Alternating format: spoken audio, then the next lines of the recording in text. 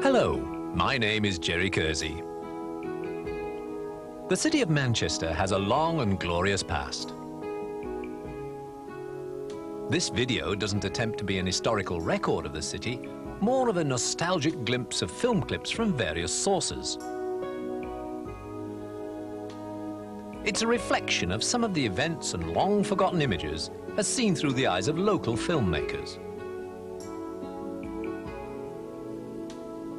If there's been an original soundtrack on the film, if possible, this has been preserved to reflect the people's thoughts of the time.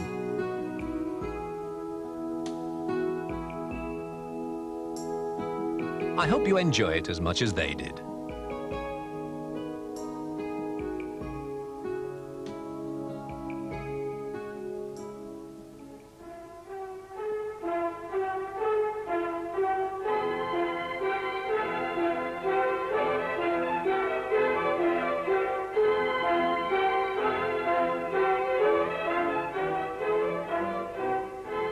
Manchester, centuries-old city of international trade.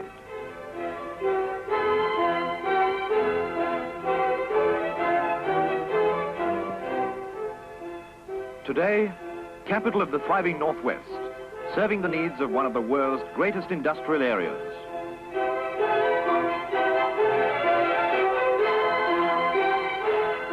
Population, within 10 miles of the city centre, 2.5 million. 4.5 million within 20 miles.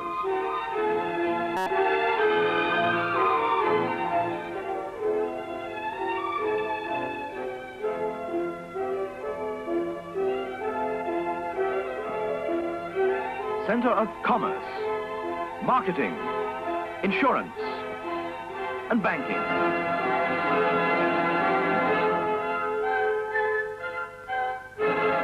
Manchester, the inland city, the third major seaport in the United Kingdom.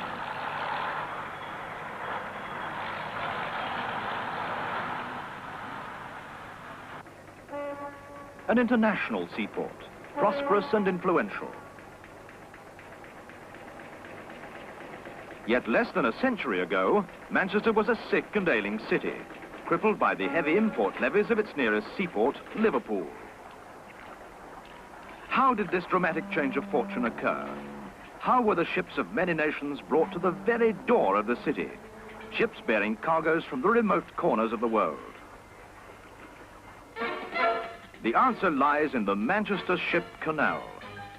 36 miles of man-made waterway, which from 1894 has linked Manchester with the oceans and markets of the world.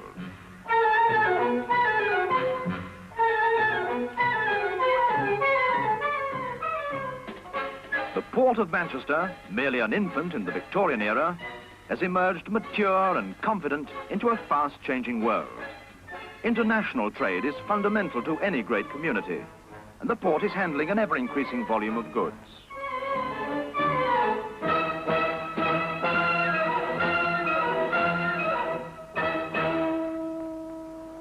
Rapid handling of cargoes is vital, for a swift turnaround of ships is essential to provide berths for incoming traffic.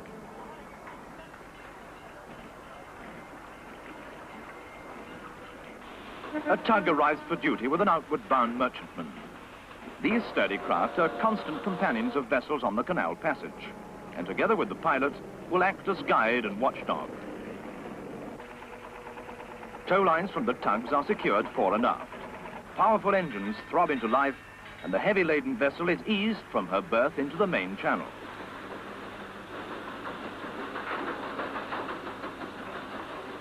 The skilled judgment of pilot and helmsman swing the great vessel clear of her neighbours, and she slides gracefully through the waters of the dock basin, bows pointing west. For westward lies the sea and the first lock of her canal passage.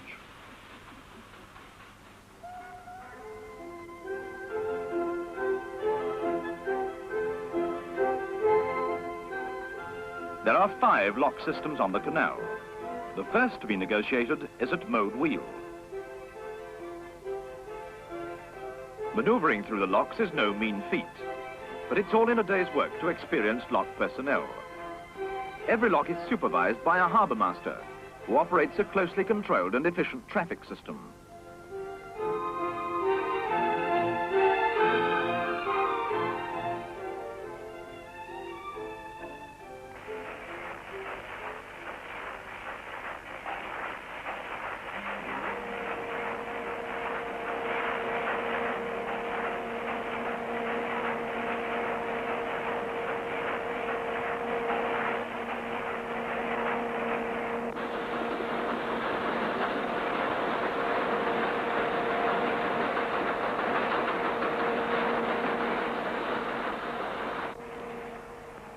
Clear of the lock now, and for the next 3 miles the canal is flanked by what has become the world's greatest concentration of industry, Trafford Park.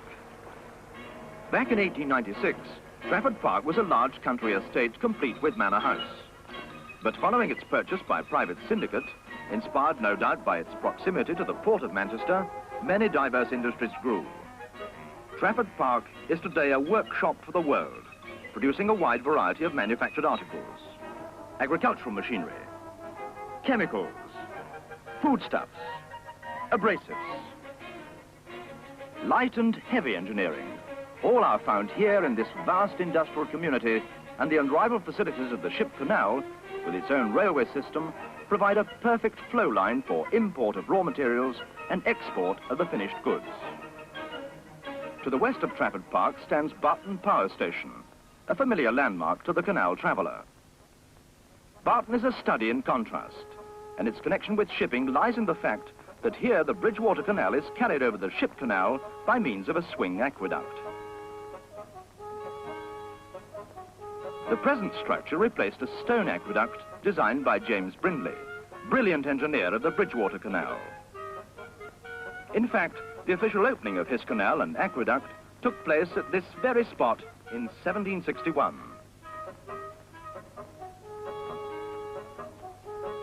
Water for the hydraulic power system which swings the aqueduct is drawn from the canal, and in the control tower, a telephone link keeps the engineers fully informed on the movements of all ships. It all looks so easy. Just a touch of a button, a glance at the pressure gauge, and with a turn of a valve, the huge steel trough swings smoothly to one side.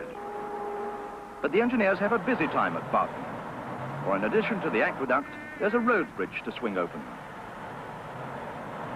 Suburban motorists have come to accept the priorities of canal traffic at this point and often enjoy the passing glimpse of the maritime traveller.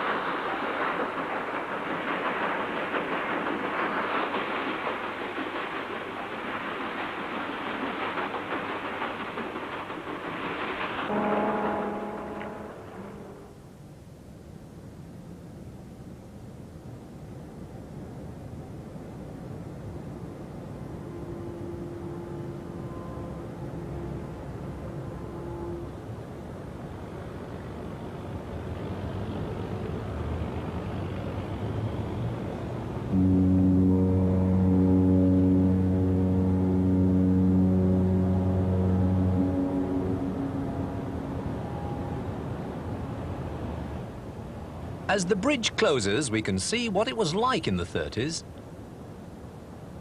Not much has changed, just the vehicles and the styles of clothing.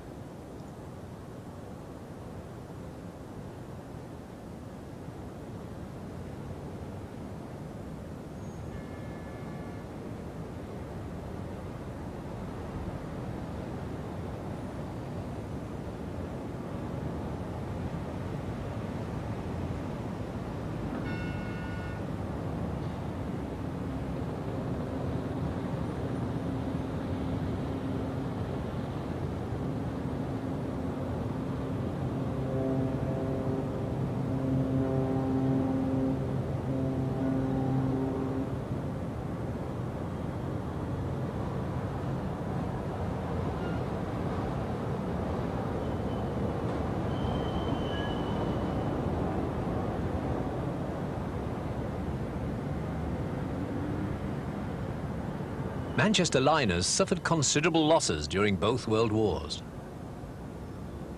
Manchester Division, seen here, gained instant fame when on her maiden voyage in 1918, she rammed and sank a German submarine in the North Sea.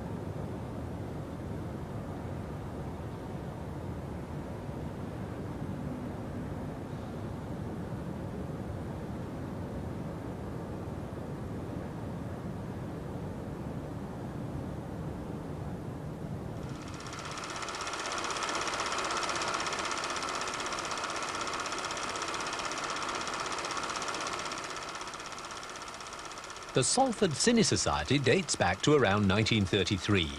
They were very active in the 1930s, producing many local feature films. These highlights from one of their films, Safety First, won the Barnhill Cup from the Federation of Cinematographic Societies in 1938. It gives a fascinating insight into the streets of Salford in the 30s. Let's watch it as it was meant to be seen, without sound.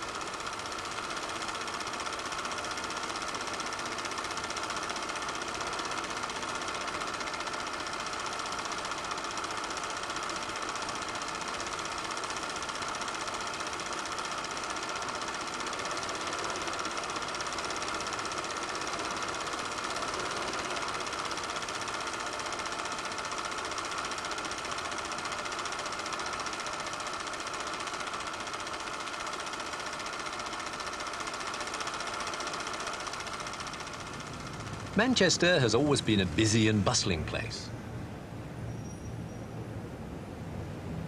Even in the 30s, it was sometimes difficult to get across the road.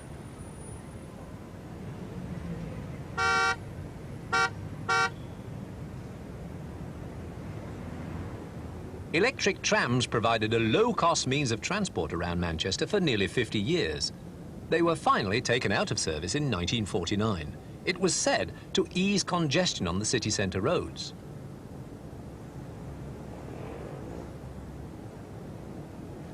Of course, for the more daring, there were cheaper forms of transport.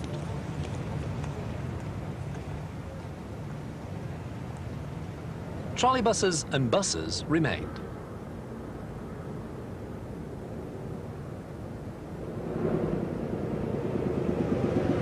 Do you remember boarding a bus like this?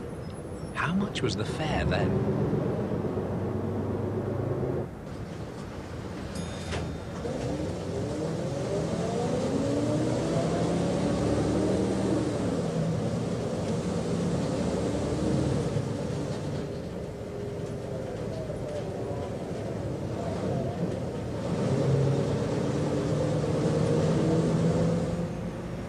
The omnibus station at Lower Mosley Street was closed in May 1973 and the buildings demolished shortly afterwards, along with the Adult College of Education.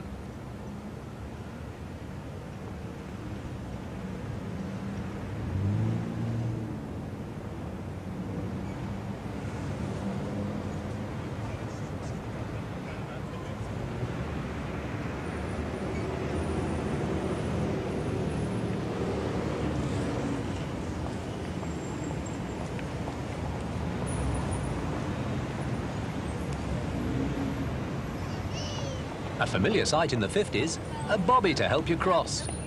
Not so now. Find a pelican or wait your chance to cross.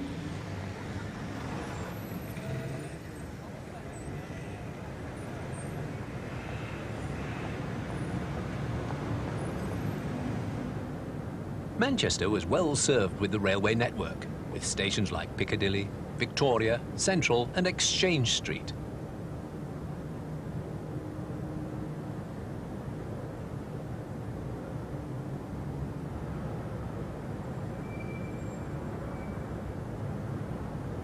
Remember trains like these, now gone forever, replaced gradually in the 60s by the diesel and electric units.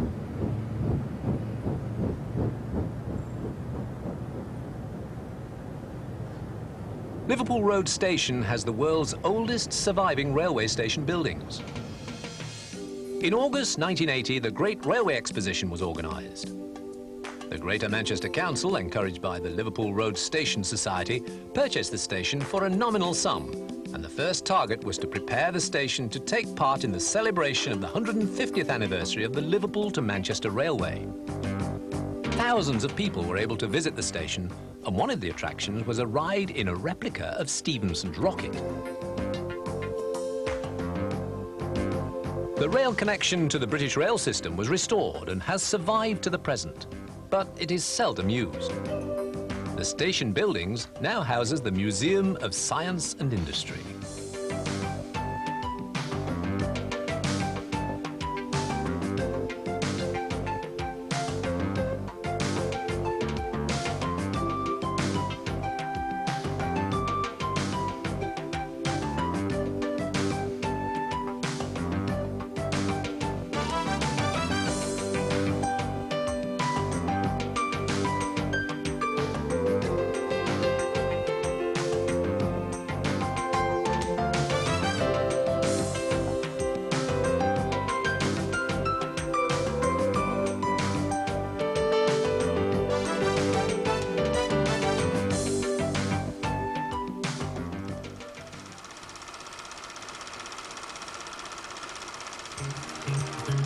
Manchester has two great football clubs, City and United.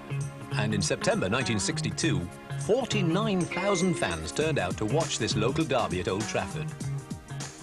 Jack Irons, the United mascot, a well-known character for many years, is seen with Bill Foulkes, who wins the toss, and Alex Harley at the kickoff.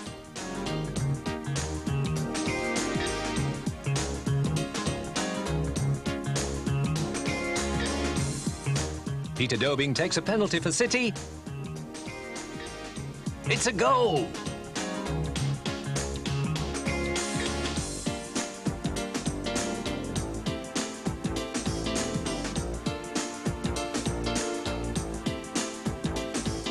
Dennis Law scores against Bert Troutman in goal. Dennis Law was a record signing from Torino for £115,000 earlier that year. He scored both United's goals, but City went on to win 3-2, their first win at Old Trafford for 7 years.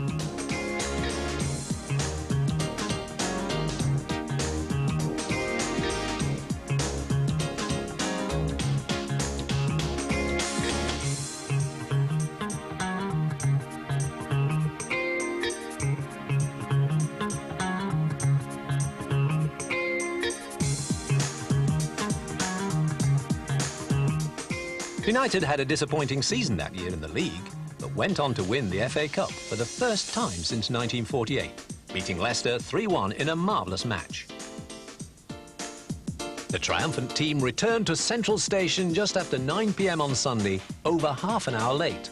Their steam train had broken down and they had to change engines.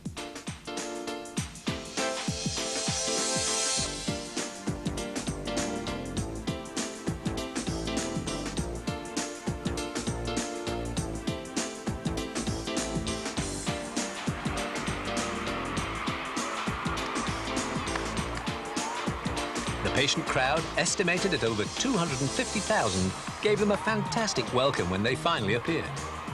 Bells, horns, rattles and cheers shattered the usual evening silence of the city as the cup was held high and the team toured the city en route to the civic reception at the town hall.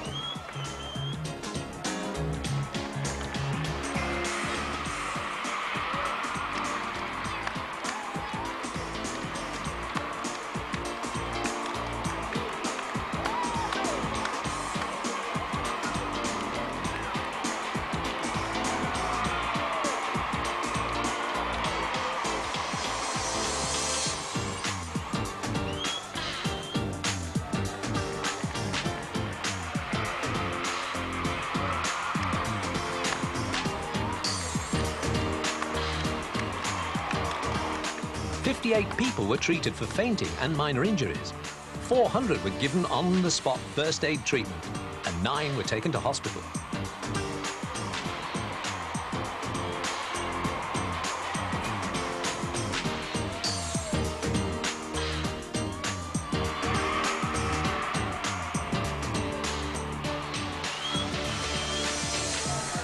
£100,000 packed into Albert Square to see the Mayor, Alderman Robert Rogers, welcome the team home. The crowd yelled, "We want Dennis," practically drowning out the speeches of the Mayor and Sir Matt Busby.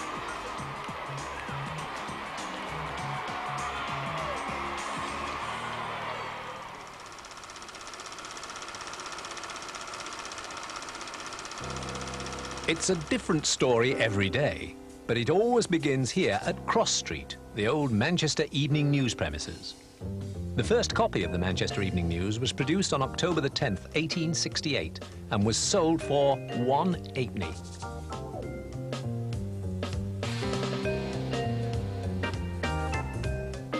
Miss Manchester previews one of the magazine pages.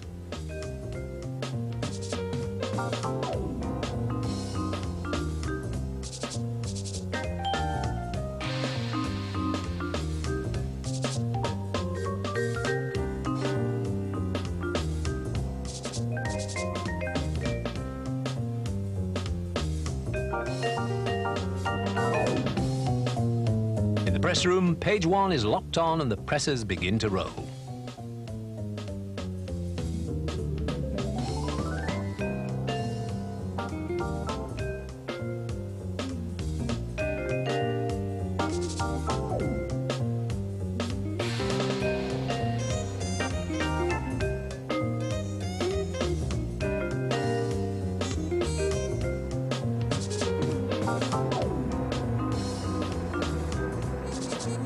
Five miles of newsprint begin to dwindle rapidly.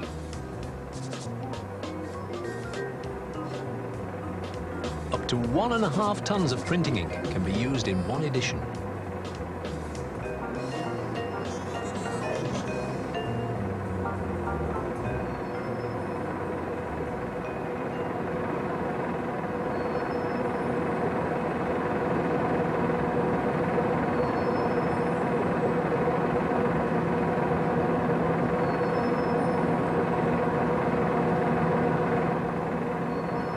press, but the presses go roaring on.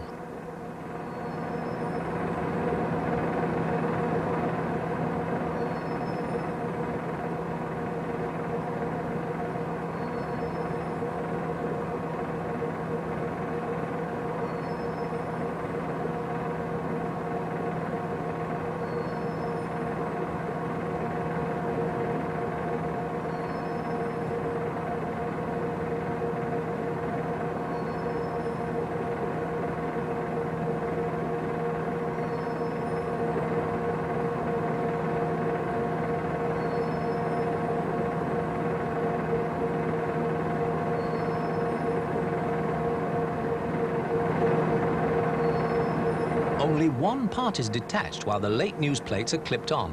It's rather like the clutch of a car, and it's a Manchester Evening News invention. The clutch goes in, and the late news has caught up.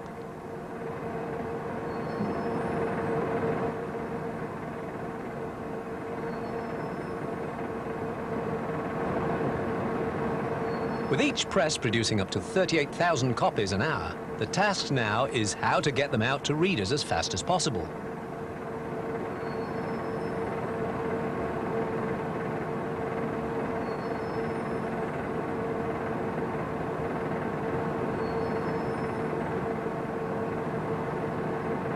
This ingenious machine ties them into parcels, then out they go to the waiting vans.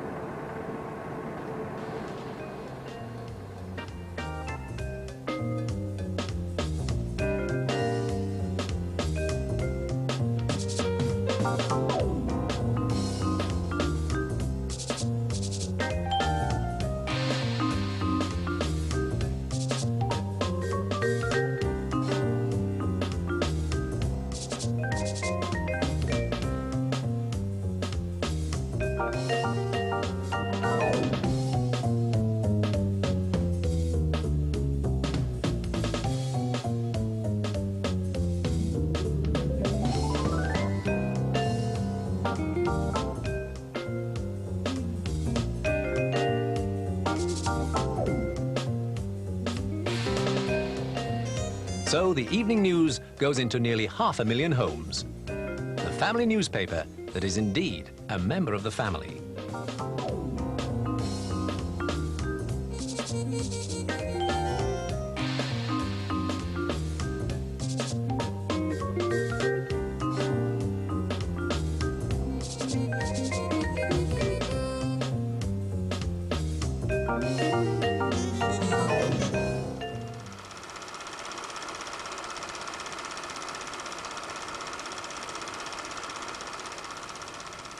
On the 2nd of June 1953, Queen Elizabeth was crowned at Westminster Abbey.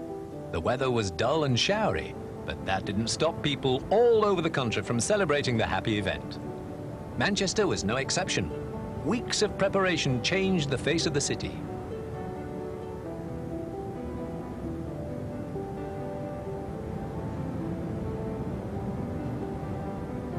Piccadilly was a mass of sightseers who marveled at the displays of great floral crowns and flags and bunting everywhere.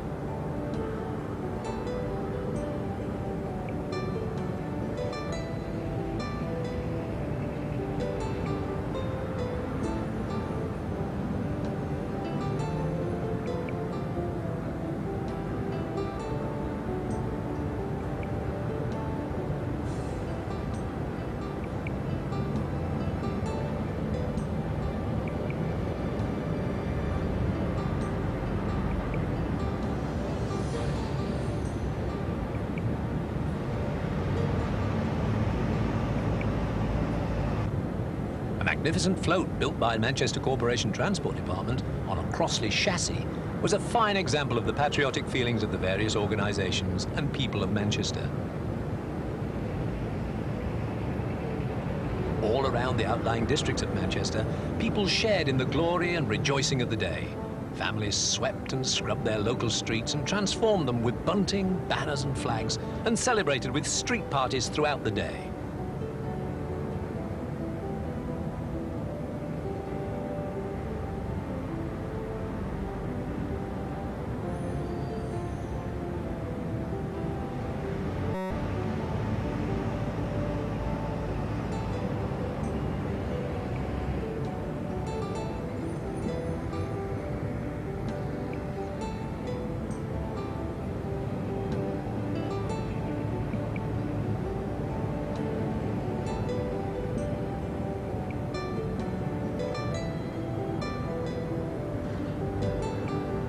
Everyone entered into the spirit of the occasion. Market Street, Deansgate, King Street all put out special displays.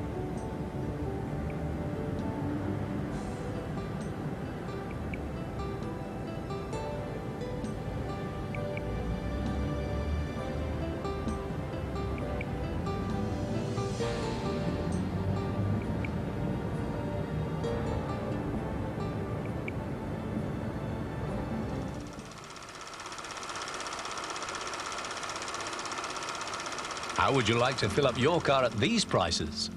5 gallons for £1. Sullivan's Street Traders. Buy your wife or yourself some flowers.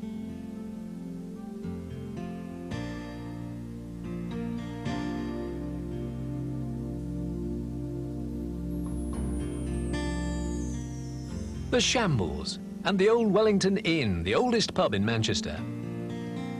During town centre development in the 70s, it was raised from where it had sat for over 6 centuries by a height of 4.5 feet to blend in with its new surroundings. Does anyone recognise this development?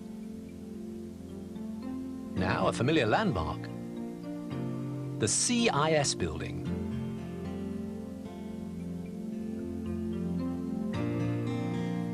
And characters like these. Oh, that looks painful.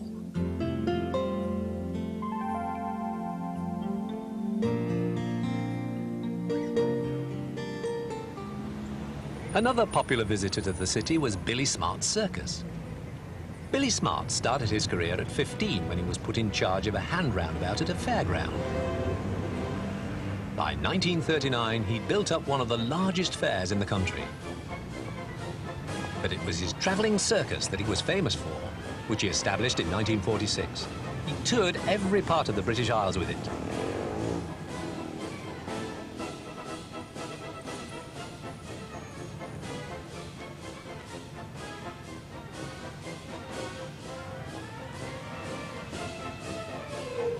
Here we see the larger-than-life character, cigar in hand, proudly parading his circus through the streets on one of his many visits to Manchester. He sadly died in 1966, conducting the band at his circus zoo at Ipswich.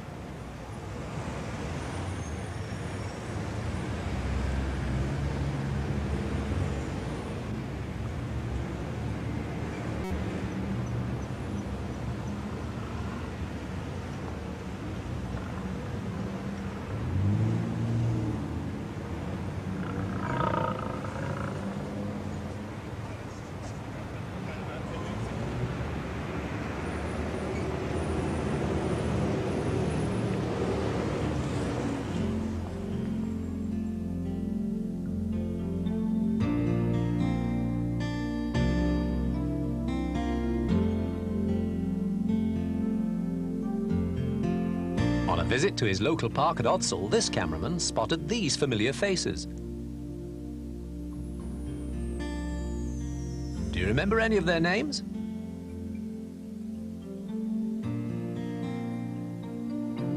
Of course you do.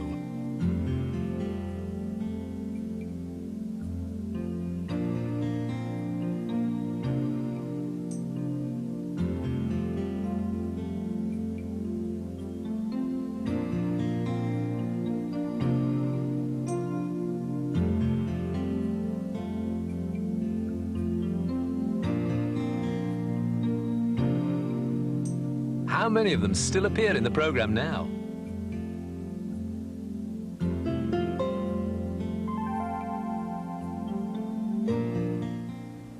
Christmas time is a busy time in Manchester. These shots, taken in the 60s, show how the city centre was lit up for the festivities.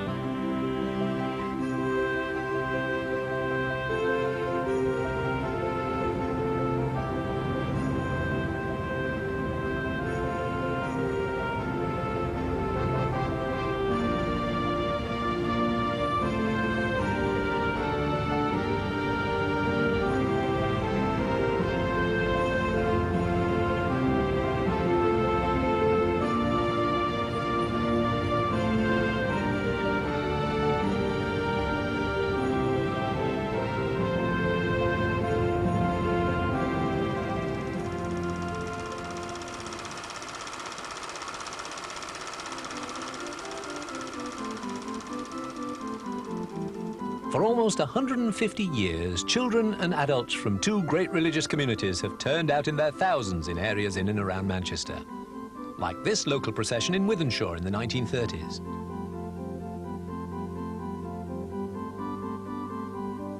Or on a larger scale, complete with the reddish brass band, processions like this one in Gorton in 1947 were a common sight, showing the splendour of the occasion. Behind all the happy atmosphere and spectacle of the occasion are strong religious ties to the Catholics, who walk on the Friday, and the Protestants, who walk on the Monday.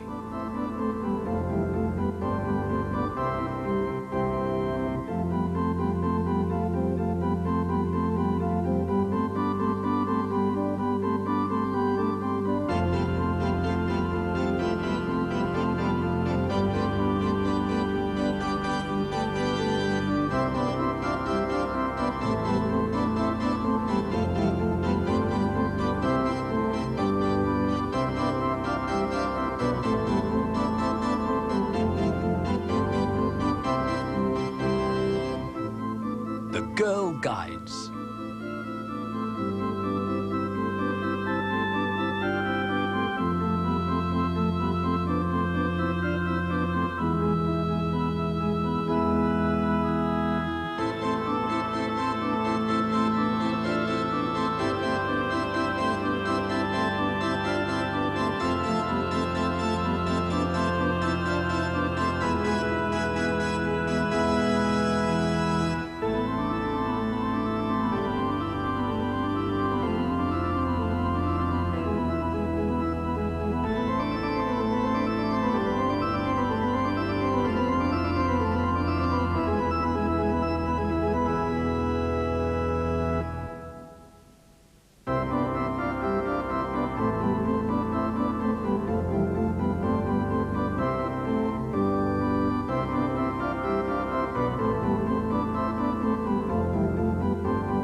Boy Scouts proudly parading, and the happy smiling faces of the little children, the girls in their pretty new white dresses of taffeta and lace, and the boys in their crisp white shirts.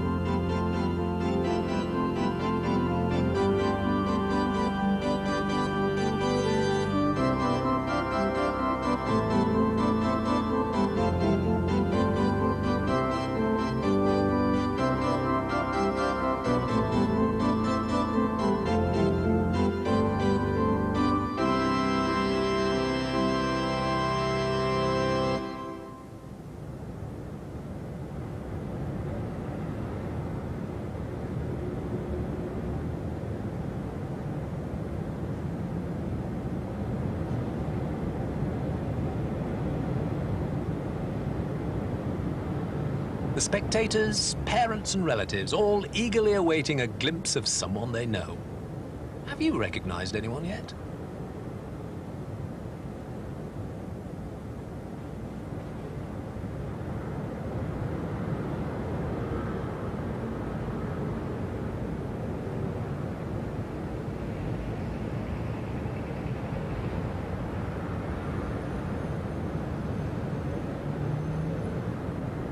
As many as 12,000 children, nurses, various organisations and various pipe bands throughout Manchester would gather at their local churches to raise their banners high and walk around their local streets. A great number of these joining up with other areas, making their way in huge processions through the crowd-lined streets of the city centre to Albert Square. These colourful shots taken in Albert Square in the 60s portray the magnitude and grandeur of the day.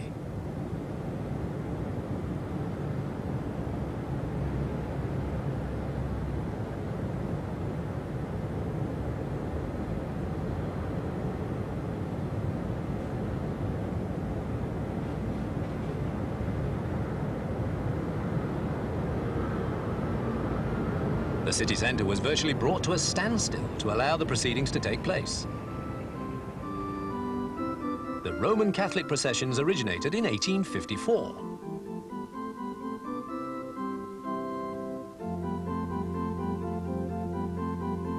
A lot of the more colourful costumes evident were the national costumes of the Ukraine and Polish Catholics.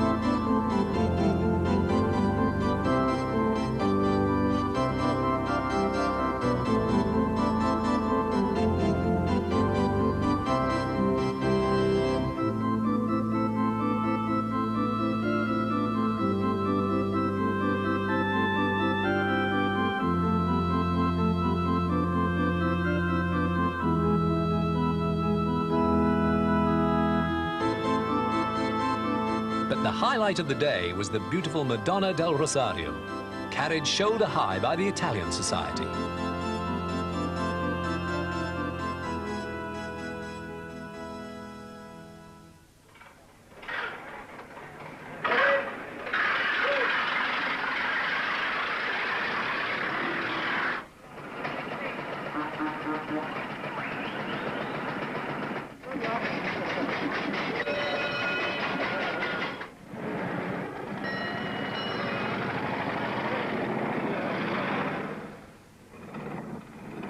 I am an Edwardian motor car. No, not all of us old cars are female, in spite of what our owners like to think. It is 7:30 on the morning of Sunday, the 4th of June, 1967, and I, along with many other Edwardian, veteran and vintage cars, have been aroused from my resting place to take part in a run from Manchester to Blackpool. Our owners wish to prove to themselves and to the world at large that we can still manage the trip. Manage? Of course we can. We're all very enthusiastic about it. Yes, this was a day indeed for enthusiasts. The 5th Manchester to Blackpool Veteran Vintage Car Run, sponsored by the Daily Telegraph and organised by the Lancashire Automobile Club. Because the month was flaming June, the weather naturally was dull, and just to spoil all the shining coachwork, it started to rain. A few drops at first, building up into a heavy drizzle which soaked cars and owners alike. But veteran and vintage car owners are resilient people, and most were more concerned with where they were spending the next few hours rather than eternity.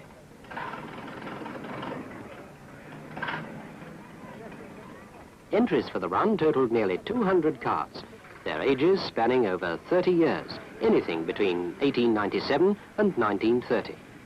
All shapes, all designs, colours and sizes, and all set to leave at half-minute intervals from 9 o'clock onwards for a very welcome day out. The oldest car in the rally carried the number 1, an 1897 Daimler Tonneau, now ready in Albert Square to be the first car away at the drop of a flag by the Mayor of Manchester. In spite of the heavy rain, a large crowd had braved this early Sunday morning. Now, at last, it is 9 o'clock. The Mayor will now start the race by lowering the flag. You ready? Go! And away go the first two. The 1897 Daimler with the gay umbrella, followed by a de Dion Bouton Quad 4 car of 1899. Next, an 1899 Star Vis-a-Vis.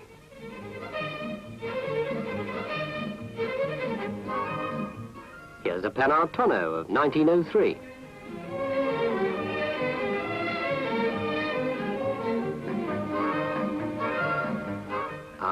At last a car with some protection.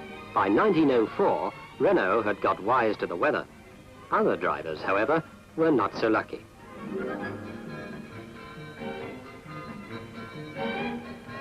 In ones and twos, the cars got underway from Albert Square, in spite of an occasional nasty cough. So would you cough in this weather?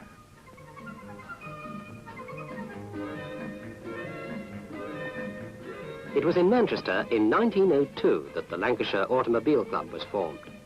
That's why Manchester was the natural choice for the start of this annual run. Each competitor had about 3 hours driving ahead to reach the finish at Blackpool. There were 2 main routes. The veteran and Edwardian cars, dating up to 1917, had a run of about 50 miles and were expected to average between 15 and 18 miles per hour. The vintage cars, made between 1917 and 1930, had to cover the same route plus an extra 20 miles or so, all at an average speed of 25 miles per hour. So let's join the rally.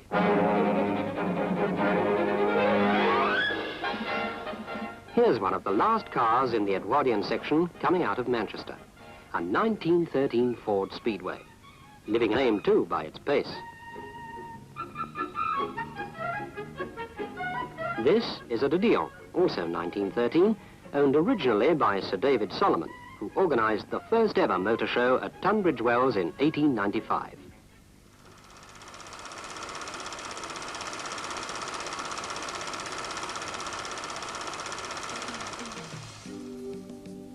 Bellevue was the North's most popular entertainment centre in its heyday. Over the years, millions of people passed through the turnstiles. There were many attractions: firework displays, brass band contests, wrestling, to name but a few. The zoo, with many rare and unusual animals. In the earlier years, it was said admission was free if you brought a cat for the Eagle's meal.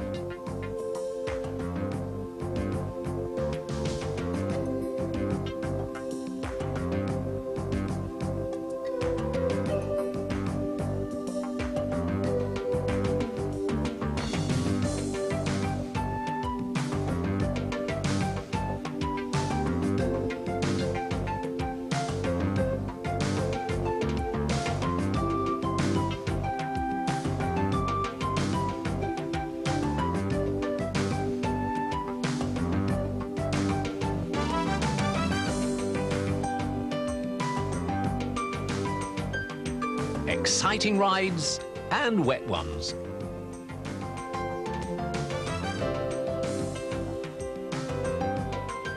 Rides for the children.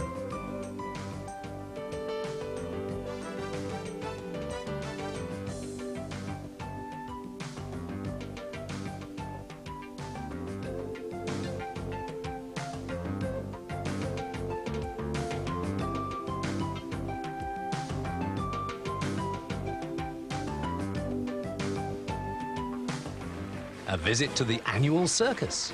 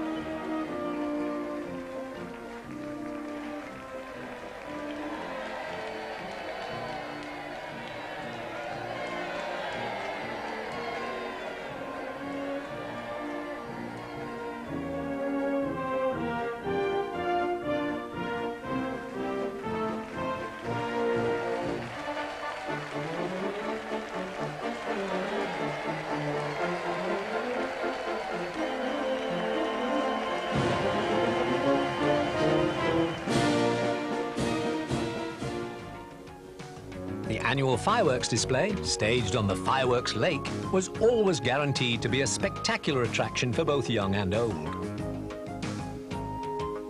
Over the years, there were dramatic displays of battle scenes, sea battles, etc. The display, vividly depicted here, probably in 1947, was no exception.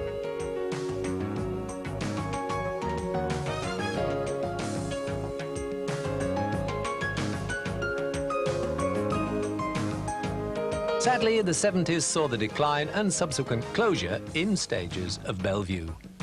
But not to be forgotten, as its name probably will live on, lending itself to the surrounding district.